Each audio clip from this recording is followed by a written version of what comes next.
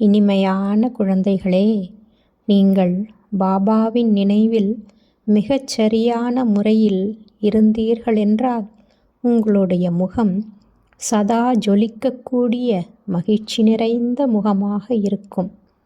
நினைவில் அமர்வதற்கான விதி என்ன?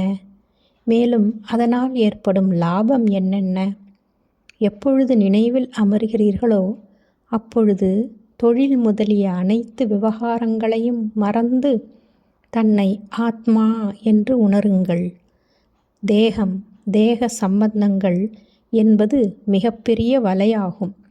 அந்த வலைகளையெல்லாம் அழித்து தேக அபிமானத்திலிருந்து விடுபடுங்கள். அதாவது நீங்கள் இந்த உலகத்திலிருந்து இறந்துவிட்டது போல உயிரோடு வாழ்ந்து கொண்டே அனைத்தையும் மறந்து ஒரு பாபாவின் நினைவில் அமருங்கள். இதுதான் அசரீரி நிலை.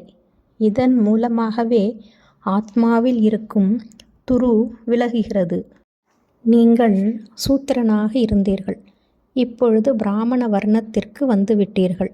நீங்கள் பிராமணன் ஆகியிருக்கிறீர்கள் என்றால் சிவபாபா பிரம்மா மூலமாக உங்களுக்கு நினைவு யாத்திரையை கற்பிக்கின்றார். அழுக்கை அகற்றுவதற்காக. இந்த படைப்பிற்கான சக்கரம் எவ்வாறு சுழல்கின்றது? குழந்தைகள், அதிகாலையில் அமரும்போது தந்தையின் நினைவில் அமருங்கள். இல்லையென்றால் மாயையின் புயல் வரும். இந்த உலகம் முடியப் போகின்றது என்ற ஞானம் புத்தியில் உள்ளது. யாருக்கு வாய் ஞானத்திற்காக திறக்கவில்லையோ அவர்கள் நினைவு மட்டும் செய்யவும். கீதையின் ஞானத்தின் மூலமாகத்தான் பாபா முழு உலகத்தையும் மாற்றியமைக்கின்றார். நீங்கள் பாபாவின் நினைவில் இருந்து தன்னை முன்னேற்றிக் கொள்கின்றீர்கள். பாபாவினுடைய கட்டளைப்படி நடப்பதற்கு ஆர்வம் இருக்க வேண்டும். நாம் சிவபாபாவை நினைவு செய்துதான் உணவு உட்கொள்ள வேண்டும். எத்தனை பிறவி எடுத்துள்ளோம் என்பதை பாபா வந்து புரிய வைக்கின்றார். ஸ்ரீமத் படி நடப்பதில்தான் வெற்றி இருக்கின்றது. நிச்சயத்தில்தான் வெற்றி இருக்கின்றது. கடைசியில்தான் முழுமையாக தூய்மையாவோம். நம்பர்வார் துரு அகலும். சதோப்பிரதானமாகி விடுவீர்கள். நினைவு யாத்திரையின் மூலமாகத்தான் நீங்கள் சதா செல்வந்தன், சதா ஆரோக்கியமானவர்கள் ஆகின்றீர்கள்.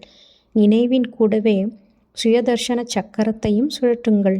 பாரதவாசிகள் நீங்கள்தான் லைட் ஹவுஸாக இருக்கின்றீர்கள். ஆன்மீக லைட் ஹவுஸ்.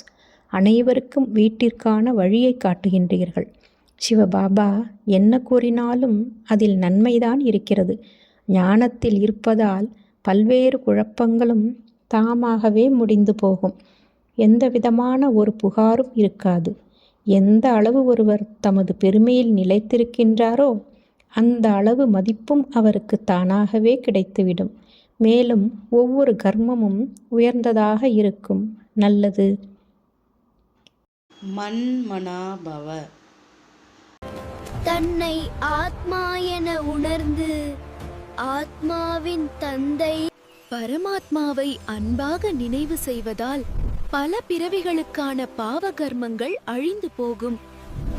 ஓம் சாந்தி.